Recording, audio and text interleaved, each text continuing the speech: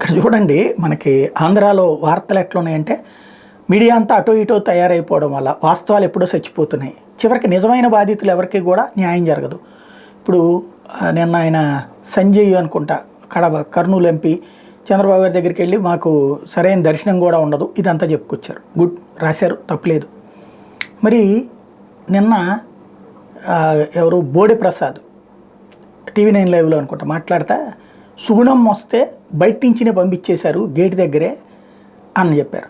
ఇవాళ సేమ్ రంపచోడవరం దగ్గర నుంచి వచ్చి కొత్త అభ్యర్థికి శిరీషకి ఇచ్చేటప్పటికి పాత ఎమ్మెల్యే క్యాండిడేట్ వస్తే అక్కడ బ్యారికేడ్లు దాటినేవాళ్ళ.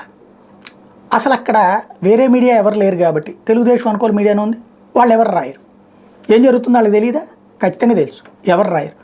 చంద్రబాబు గారు ఎవరినైనా సరే లోపలికి రానివ్వాలంటే రానిస్తారు, వద్దనుకుంటే రానియరు. కానీ ఆయన ప్యాలెస్లో ఉన్నట్టు కాదు.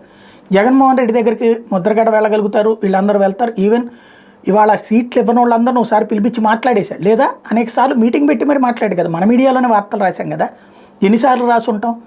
వాళ్ళకి ఆగ్రహం వ్యక్తం చేశాడు, వాళ్ళని మార్చుకోమన్నాడు, ఇలా మార్చుకోమన్నాడు అని చెప్పి మరి అన్నిసార్లు మీటింగ్ పెట్టి చెప్పాడు కదా.